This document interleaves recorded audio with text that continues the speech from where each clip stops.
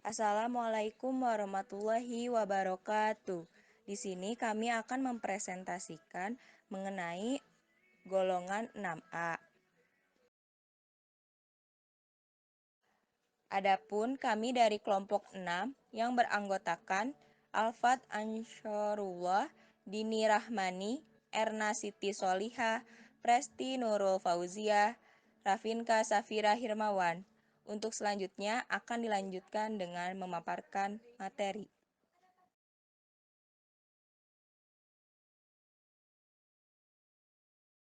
Sebelum dilanjutkan oleh pemateri pertama, ada pun sub yang akan kami bahas mengenai struktur dan karakteristik, reaktivitas, sintesis, dan kegunaan.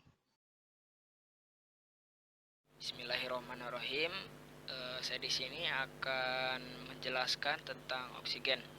Yang mana oksigen itu sendiri adalah unsur paling berlimpah ketiga yang ada di bumi ini. Akan saya bahas tentang sifat fisika dan sifat kimia. Bisa kita lihat yang pertama yaitu sifat fisika. Mulai dari massa atom relatif, ada nomor atom, konfigurasi elektron dan seterusnya. Yang mana bisa kita lihat yaitu tampilan fisik dari oksigen jika berbentuk gas itu tidak berwarna, tidak berbau dan tidak berasa, dan juga oksigen dalam bentuk gas kita tidak bisa melihat secara langsung wujudnya, namun oksigen dalam bentuk cair akan bisa kita lihat, yaitu berwarna biru pucat. Jika dilihat dari gambar ada di pojok kanan atas, yang mana oksigen dalam bentuk cair ini berwarna biru pucat seperti yang tertera di gambar. Selanjutnya yaitu sifat kimia oksigen. Sifat kimia oksigen yang pertama yaitu oksigen mudah berikatan dengan unsur lain, membentuk senyawa, baik itu senyawa organik ataupun anorganik, yang mana artinya oksigen ini sangat reaktif membentuk senyawa, baik itu dari senyawa organik maupun senyawa anorganik. Yang kedua, oksigen ini bersifat paramagnetik, yang mana jika dalam mekanika kuantum, oksigen ini ada dua elektron yang tidak berpasangan. Nah, yang ketiga, oksigen itu mudah terbakar seperti yang kita ketahui. Selanjutnya, unsur sulfur. Nah, unsur sulfur sendiri sering kita kenal dengan nama belerang. Belerang adalah unsur kimia dalam tabel periodik yang memiliki lambang S dan nomor atom 16. Bentuknya adalah nonmetal yang tak berasa, tak berbau, dan multivalen. Belerang dalam bentuk aslinya adalah sebuah zat padat kristalin kuning. Di alam, belerang dapat ditemukan sebagai unsur murni atau sebagai mineral-mineral sulfide dan sulfat. Nah, belerang adalah unsur penting untuk kehidupan dan ditemukan dalam dua asam amino. Kemudian untuk karakteristiknya, di sini ada sifat fisika dan sifat kimianya. Nah, untuk sifat fisikanya dapat dilihat ya di dalam PPT, di mana di dalamnya itu terdapat simbol dan golongan, warna, bentuk, nomor atom, dan lain sebagainya. Kemudian, dalam sifat kimia, belerang sendiri, belerang dapat terbakar dengan nyala biru dan membentuk sulfur dioksida. Maksudnya, apabila dibakar, apinya berwarna biru dan menghasilkan gas-gas SO2 yang berbau busuk. Kemudian, belerang bereaksi dengan hampir semua elemen lain dengan pengecualian gas mulia, bahkan dengan iridium, logam yang terkenal tidak reaktif. Nah, jadi belerang ini mudah bereaksi dengan semua unsur kecuali emas, platinum, dan gas mulia. Kemudian, belerang juga merupakan penghantar panas dan listrik yang buruk. Lalu, belerang hanya memerlukan 2 elektron lagi untuk mencapai S2P4 dari gas mulia. Kemudian, belerang dapat bergabung dengan kebanyakan logam pada pemanasan, bereaksi langsung dengan unsur-unsur non-logam. Nah, jika belerang bereaksi dengan logam, maka belerang bertindak sebagai penerima elektron. Kemudian belerang itu merupakan unsur kalkogen. Nah, kalkogen merupakan unsur kimia golongan 16 atau 6A dari tabel periodik. Kemudian, keelektronegatifan belerang lebih rendah daripada keelektronegatifan oksigen karena dalam satu golongan keelektronegatifan makin ke atas akan semakin besar. Bismillahirrahmanirrahim. Nama saya Erna Siti Solihah. Di sini saya akan memaparkan mengenai sifat dan karakteristik dari unsur selenium. Selenium sendiri merupakan salah satu unsur yang berada pada golongan 6 dalam sistem periodik, di mana untuk sifat fisikanya, selenium dapat ditemukan dalam 3 bentuk, yaitu bentuk kristal, kristal heksagonal, dan bentuk amorf. Untuk yang berbentuk kristal, memiliki warna abu-abu atau merah, sedangkan untuk bentuk amorf berwarna hitam atau merah, di mana berwarna merah itu biasanya dalam bentuk serbuk, sedangkan yang berwarna hitam bentuknya seperti kaca. Memiliki massa atom relatif 78,96 gram per mol, bentuknya berupa padatan, memiliki titik leleh 220 derajat Celcius atau setara dengan 493 Kelvin, titik didihnya 685 derajat Celcius atau setara dengan 958 Kelvin, jari-jari atomnya 120 angstrom, elektronnya 34, proton 34, dan neutron 46.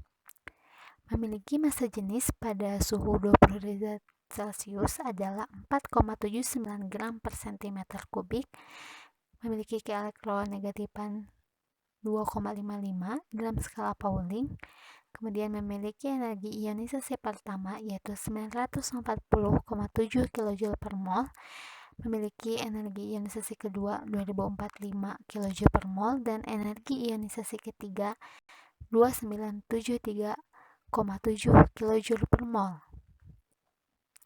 Untuk yang selanjutnya, mengenai sifat kimia dari selenium sendiri, yaitu mudah terbakar di udara dan jika di tanah tidak bereaksi dengan oksigen dan dapat juga terbakar. Kemudian tidak bereaksi dengan air, larut dalam basa kuat, larut juga dalam nitrat pekat. Namun, ketika selenium yang berada dalam tanah tidak bereaksi dengan oksigen, maka unsur selenium ini sendiri relatif stabil dan disebut dengan immobile. Selenium yang immobile dan tidak larut dalam air tidak terlalu berisiko bagi organisme. Untuk yang selanjutnya yaitu ada unsur tellurium. Unsur tellurium ini memiliki simbol Te dengan nomor atom 52 dan massa atom 127,60 gram per mol. Unsur tellurium ini memiliki struktur kristal heksagonal dengan warna putih keperak-perakan. Unsur tellurium ini termasuk ke dalam elemen klasifikasi metaloid, di mana metaloid merupakan suatu elemen kimia yang memiliki sifat logam dan non-logam. Untuk sifat-sifat fisika yang lainnya, teman-teman bisa dilihat di PPT ya. Untuk selanjutnya yaitu ada sifat kimianya, yaitu yang pertama, ketika unsur tellurium ini dibakar di udara, maka akan menyala dengan warna api biru kehijauan dan membentuk tellurium putih dioksida. Untuk yang kedua yaitu ketika ada dalam bentuk senyawa, tellurium ada sebagian besar dalam keadaan oksidasi 4 dan 5. Yang ketiga, tellurium adalah bahan semikonduktor dan sedikit fotosensitif. Mengapa dia semikonduktor? Karena tadi tellurium ini termasuk ke dalam elemen metaloid. Sedangkan untuk fotosintesis sendiri yaitu dia peka terhadap cahaya matahari. Untuk yang keempat, unsur ini membentuk banyak senyawa yang sesuai dengan belerang dan selenium. Unsur-unsur di atasnya dalam tabel periodik. Nah, sebagai contoh, ia membentuk tellurida dengan logam lain dan senyawa tellurit dan tellurat. Untuk yang kelima, yaitu tellurium ini memiliki isotop yang radioaktif dan merupakan unsur paling ringan untuk menunjukkan peluruhan alfa. Bismillahirrahmanirrahim. Selanjutnya saya menjelaskan mengenai unsur pada polonium. Polonium adalah unsur alam yang radioaktif. dan sangat langka ditemukan dalam biji uranium. Polonium ditemukan oleh Marie Curie, seorang ahli kimia dari Prancis. Dinamakan polonium karena negara asalnya Polandia. Polonium merupakan suatu unsur kimia pada tabel periodik, lambangnya PO, nomor atomnya 84, termasuk kelompok metaloid yang memiliki sifat kimia mirip seperti tellurium dan bismut. Polonium merupakan unsur radioaktif yang terbentuk secara alami di kerak bumi dan merupakan elemen pertama yang ditemukan berdasarkan sifat radioaktifnya. Sifat fisika polonium: bentuknya padatan, sifatnya metaloid, nomor atom 84, konfigurasi elektronnya Xe, 6s2, 4f14, 5d10, 6p4. Massa atom relatifnya 209 gram per mol. Jari-jari atomnya 67 plus 6 pm. Massa jenisnya 9,3 gram per cm kubik. Titik didih 962 derajat Celcius. Titik leleh 254 derajat Celcius. Keelektronegatifan 2 elektron. Densitas 9,4 gram per cm kubik. Bilangan oksidasinya plus 2 dan plus 4. Sifat kimia polonium: pertama, mudah bereaksi dengan asam encer, tetapi hanya sedikit basa. Kedua, semua isotopnya bersifat radioaktif. Ketiga, energi yang dilepas oleh peluruhan alfa polonium cukup besar dan memanaskan ruang di sekitarnya. Polonium mudah larut dalam asam encer, tetapi hanya sedikit larut dalam alkali.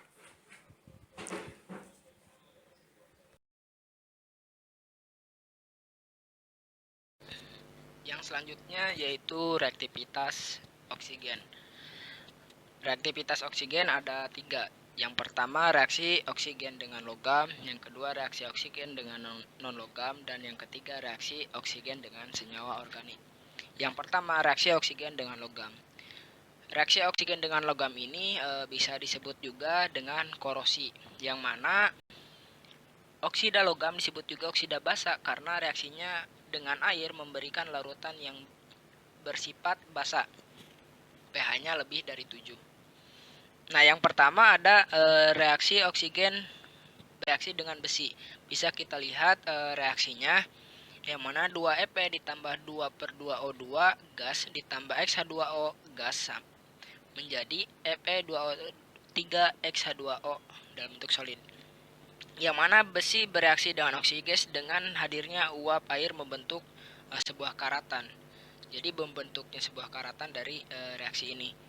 Nah, yang kedua, oksigen dengan aluminium, yaitu reaksinya 2Al solid ditambah 2/2O2 gas menjadi Al2O3 dalam bentuk solid. Nah, aluminium lebih mudah bereaksi dengan oksigen dibanding dengan besi, namun berbeda dengan besi. Pada aluminium oksida, aluminium yang terbentuk melekat kuat pada permukaan logam, sehingga dengan efektif melindungi logam itu dari serangan oksigen selanjutnya. Jadi besi dengan aluminium lebih cepat berkarat besi dibandingkan dengan aluminium. Nah, selanjutnya ada reaksi oksigen dengan non-logam. Oksigen juga bereaksi dengan unsur-unsur non-logam membentuk oksida non-logam yang berikatan secara kovalen. Oksida non-logam sering juga disebut sebagai oksida asam karena reaksinya dengan air yang menyebabkan larutan menjadi asam. Di sini ada reaksi oksigen dengan karbon. Reaksi O2 dengan karbon dalam bentuk briket atau arang dan juga batu bara. Dengan kehadiran O2 yang berlebih, produk yang diperoleh adalah karbon dioksida. Namun, jika pasokan oksigen terbatas akan terbentuk sejumlah karbon monoksida. Yang mana kalau terbatas, oksigen ini akan terbentuk menjadi karbon monoksida. yang mana bisa dilihat reaksinya C ditambah O2 menjadi 2CO2 dan CO2 menjadi 2CO kalau pasokan oksigennya terbatas. Karbon monoksida sendiri mampu bereaksi dengan oksigen membentuk CO2, yaitu 2CO gas ditambah O2 menjadi 2CO2 dalam bentuk gas.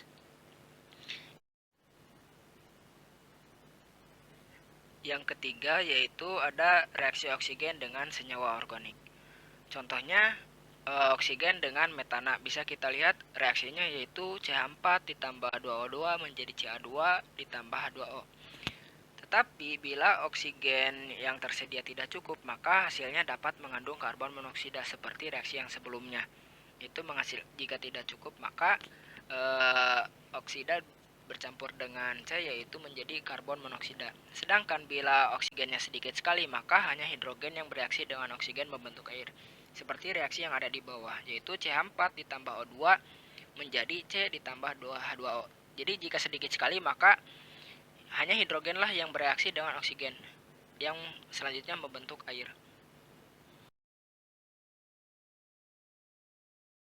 Kemudian, reaktivitas pada sulfur. Nah, reaksi yang berhubungan dengan belerang disebut dengan sulfida. Untuk yang pertama, belerang mudah bereaksi dengan logam pada pemanasan. Bisa dilihat ya di dalam PPT, di sana ada suatu reaksi di mana contohnya adalah magnesium solid ditambah sulfur solid menghasilkan magnesium sulfida solid. Kemudian, aluminium solid ditambah sulfur solid menghasilkan aluminium sulfida solid. Lalu, sebagian unsur non-logam dapat bereaksi langsung dengan belerang. Contohnya, sulfur solid ditambah fluor gas menghasilkan sulfur heksafluoride. Kemudian yang selanjutnya, belerang dioksidasikan oleh asam nitrat pekat dan asam sulfat pekat membentuk sulfide dan sulfit. Sehingga reaksinya adalah, jadi di sana ada 3 reaksi, di mana yang pertama itu pada saat dengan asam nitrat, yang kedua itu dengan asam sulfat, dan yang ketiga itu pada saat dia dalam keadaan ionnya. Jadi ketika direaksikan di dalam larutan tadi, otomatis di dalam larutan itu ketika dalam bentuk larutan, misalkan HNO3 dalam bentuk larutan, si HNO3 ini ketika dalam bentuk larutan menghasilkan H2SO4 dalam bentuk larutan.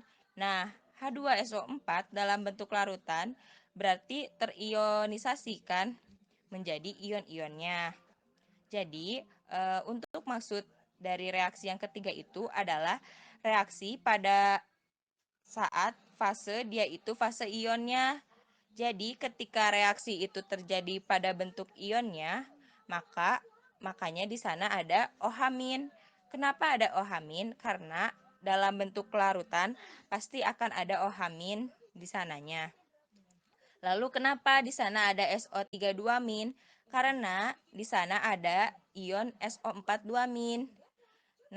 Nah, kita tahu bahwa SO42- atau H2SO4 dibentuk dari SO3, maka jelas pasti ada SO32- ionnya. Meskipun ionnya ini sangat kecil di larutan tersebut. Nah, sehingga yang terjadi adalah ketika terbentuk ion sulfur ini masih ada yang terdapat di dalam larutan. Karena si gas sulfur ini merupakan umpan yang tidak bereaksi seluruhnya, otomatis sulfurnya ini masih ada. Nah, ketika ion sulfurnya ini terbentuk dan juga gas sulfurnya masih ada, maka akan bereaksi. Jadi, reaksi antara ion sulfur dengan gas sulfur akan menghasilkan ion tiosulfat, ion polisulfida, dan lain sebagainya. Lalu, yang terakhir adalah bila gas hidrogen dialirkan dalam bentuk gelembung melalui belerang yang meleleh, akan terbentuk hidrogen sulfide, di mana reaksinya Hidrogen gas ditambah sulfur solid menghasilkan H2S gas. Jadi, hidrogen sulfida berupa gas yang tak berwarna, berbau seperti telur busuk, dan sangat bersifat racun, melebihi hidrogen sianida. Hidrogen sulfida diproduksi secara alamiah oleh bakteri anaerob.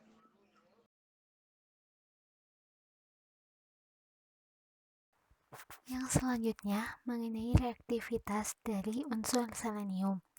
Selenium bereaksi dengan unsur oksigen menghasilkan selenium dioksida, di mana Se ditambah O2 menghasilkan SeO2. SeO2 sendiri dapat membentuk rantai polimer yang panjang dan dapat bereaksi dengan air untuk membentuk asam selenit. Selain itu, selenium juga bereaksi dengan halogen, yaitu unsur golongan 7. Contohnya adalah dengan unsur fluor, di mana akan menghasilkan SeF6. SeF6 sendiri merupakan racun yang dapat mengiritasi paru-paru dan dapat menyebabkan radang dingin atau hipotermia, dan dapat menimbulkan iritasi yang parah jika terkena kulit. Selain itu, dengan unsur halogen yang lainnya, selenium sendiri bereaksi dengan bromin untuk membentuk heksabromida selenium. Kemudian, selenium juga bereaksi dengan logam. Contohnya, reaksi selenium dengan logam aluminium menghasilkan aluminium selenida. Kemudian, selenium juga bereaksi dengan logam besi untuk menghasilkan SeF6.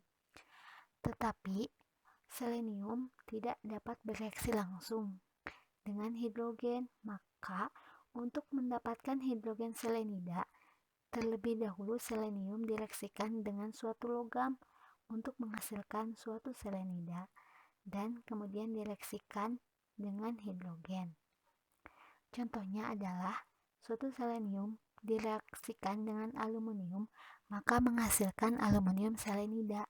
Setelah itu, aluminium selenida direaksikan dengan air, maka akan membentuk hidrogen selenida. Selain itu, selenium juga bereaksi dengan senyawa lainnya. Contohnya adalah selenium bereaksi dengan sianida untuk menghasilkan selenosianat.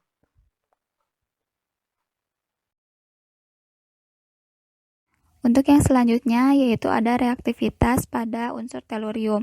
Unsur tellurium ini terbilang cukup reaktif sebab ia bisa bereaksi dengan air, juga dengan udara dan halogen. Nah, reaktivitas pada air, jika tellurium ini bereaksi dengan air dalam bentuk tellurium dioksida, maka ia akan membentuk asam tellurous, di mana tellurium ini tidak bereaksi dengan air dalam keadaan di bawah normal. Kemudian yang kedua ada reaksi dengan udara.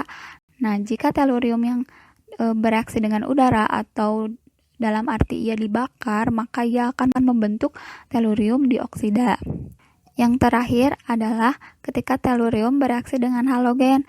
Nah, unsur-unsur halogen ini bisa berupa fluorin, klorin, bromin, atau iodin. Ia akan membentuk tetrahalida pada keadaan yang terkontrol. Contohnya seperti pada suhu optimum dan pada tabung yang tertutup, tellurium bereaksi dengan fluorin, klorin, bromin, dan iodin membentuk tellurium halida.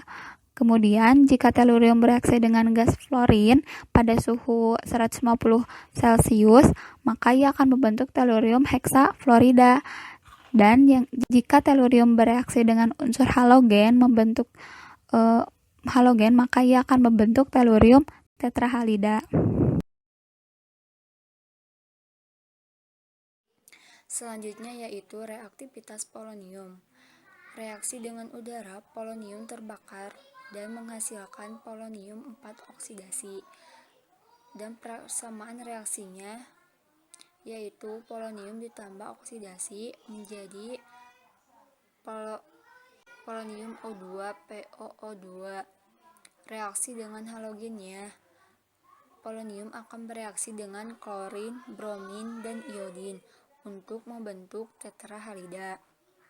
Pada klorin, persamaan reaksinya PO solid dan 2Cl2 gas menjadi PoCl4 solid. Pada bromin, PO solid ditambah 2Br2 gas menjadi PoBr4 solid. Dan iodin, PO solid ditambah 2I2 gas menjadi PoI4 solid.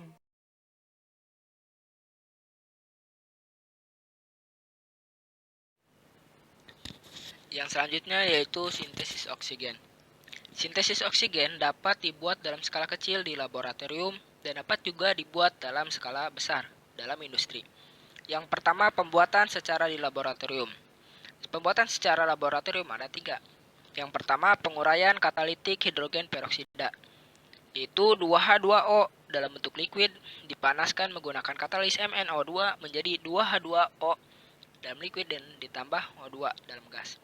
Dan penguraian termal senyawa yang mengandung banyak oksigen, itu 2KMnO4 solid 2K2 menjadi K2MnO4 dalam bentuk solid ditambah MnO2 dalam bentuk solid ditambah O2 gas. Dan selanjutnya bisa teman-teman lihat reaksinya, yaitu yang selanjutnya itu yang ketiga, reaksi antara peroksida dan air. Dalam reaksinya 2Na2O2 solid ditambah 2H2O dalam bentuk liquid menjadi 4NaOH gas ditambah O2 gas. Nah, yang selanjutnya yaitu pembuatan oksigen dalam skala besar. Yang pertama yaitu ada destilasi bertingkat udara cair. Dalam skala besar di industri, pembuatan oksigen diperoleh dari destilasi bertingkat udara cair. Prosesnya, mula-mula udara disaring untuk menghilangkan debu, lalu dimasukkan ke dalam kompresor. Pada kompresi ini, suhu udara akan naik, kemudian didinginkan dalam pendingin. Udara dingin mengembang melalui celah dan hasilnya adalah udara yang suhunya lebih dingin, cukup untuk menyebabkannya mencair oksigen tersebut. Udara cair yang disaring untuk memisahkan karbon dioksida dan air yang telah membeku. Kemudian udara cair itu memasuki bagian puncak kolom di mana nitrogen, komponen yang paling mudah menguap, keluar sebagai gas. Pada pertengahan kolom, gas argon keluar dan selanjutnya oksigen dalam bentuk cair. Begitulah destilasi pembuatan oksigen dalam bentuk destilasi bertingkat udara cair. Yang selanjutnya yaitu elektrolisis air yang seperti sudah teman-teman praktekkan di dalam praktikum. Elektrolisis air dengan bantuan elektrolit menghasilkan hidrogen di katoda dan oksigen di anoda. Yang diperoleh dengan cara ini sangat murni. Reaksi keseluruhan yang terjadi yaitu 2H2O ditambah 2H2 gas ditambah O2 gas, yang mana oksigen ini bisa dicek dengan uji nyala, yaitu dekatkan sampel ataupun oksigen itu dengan nyala api. Jika ada percikan api maka oksigen tersebut telah terbentuk, jika tidak ada maka oksigen tersebut belum terbentuk atau jumlahnya sedikit.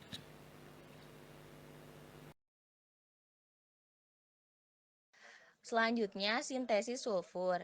Nah, sulfur dapat didapat dalam bentuk murni melalui beberapa proses. Yang pertama itu proses sisilia.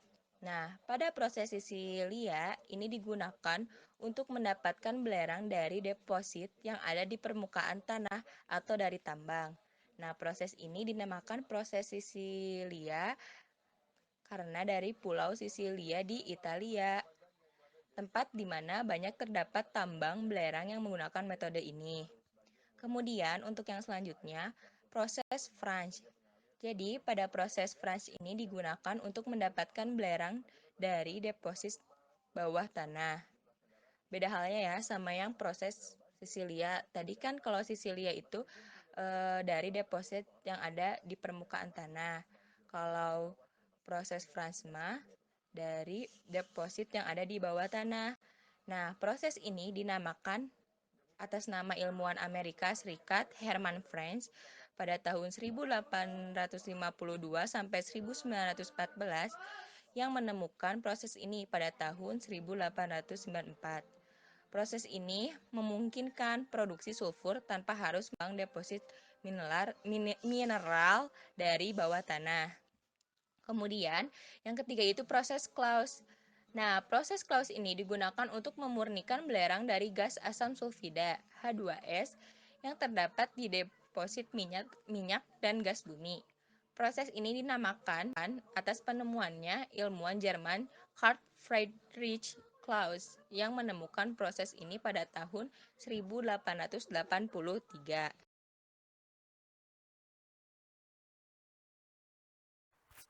Untuk yang selanjutnya mengenai sintesis selenium.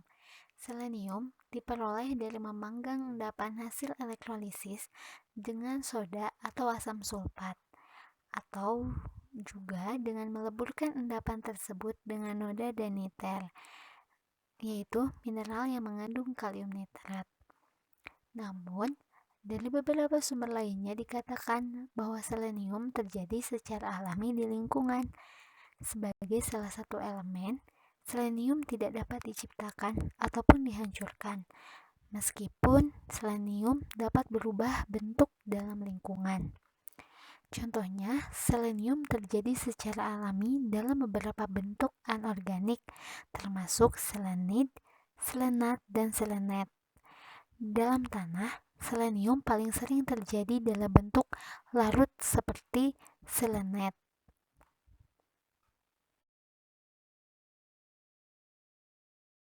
Selanjutnya yaitu sintetis pada unsur tellurium. Sumber utama tellurium adalah dari lumpur anoda yang dihasilkan selama pemurnian secara elektrolisa tembaga dari blister. Ini adalah komponen dari debu ledakan tungku dari pemurnian timah. Pada 1000 ton biji tembaga biasanya akan menghasilkan 1 kg atau 2,2 pon tellurium. Deposisi anoda berisi selenides dan tellurides dalam logam mulia dalam senyawa dengan rumus M2Se atau M2Te dengan M bisa berupa Cu, Ag atau Au. Pada suhu 500 derajat Celcius, anoda lumpur dipanggang dengan karbonat natrium di bawah udara. Kemudian ion logam direduksi menjadi logam, sementara teluret diubah menjadi teluret natrium.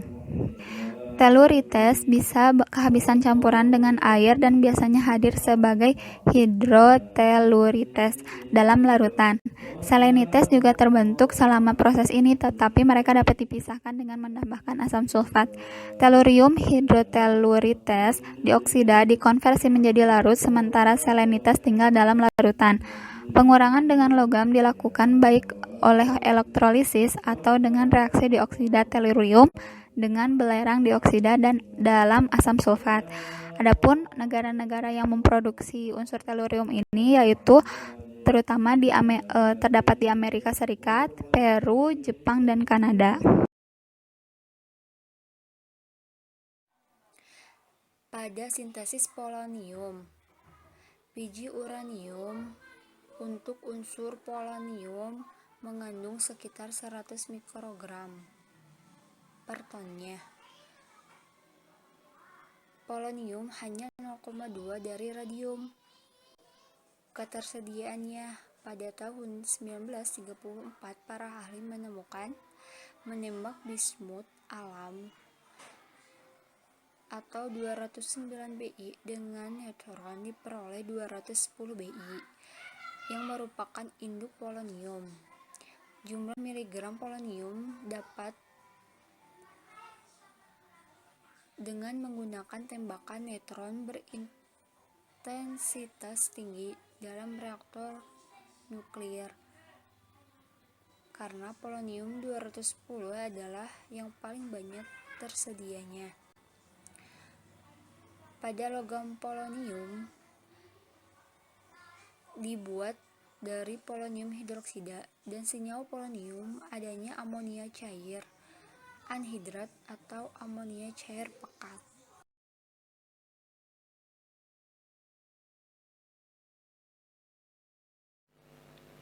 Yang selanjutnya yaitu kegunaan oksigen O2.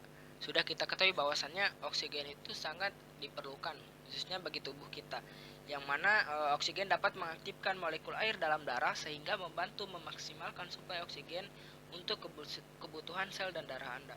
Yang kedua, memperbesar pembuluh kapiler sehingga darah mengalir lebih lancar, jadi mempermudah aliran darah oksigen ini. Dan juga oksigen diperlukan dalam sistem pernapasan seperti yang kita ketahui bahwasanya kita dalam proses pernapasan butuh sekali yang namanya oksigen. Yang keempat itu oksigen membantu fungsi sel dalam tubuh manusia. Yang kelima, membantu sel peredaran darah.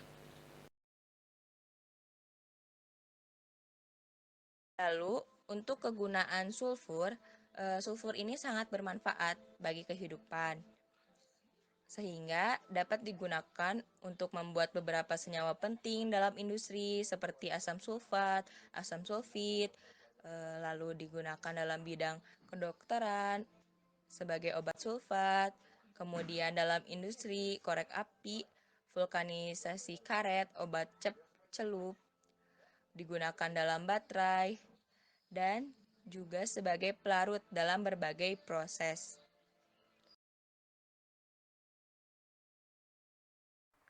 Untuk yang selanjutnya, mengenai kegunaan selenium. Selenium sebagai suatu unsur tentunya memiliki banyak manfaat dan kegunaan di alam bumi ini.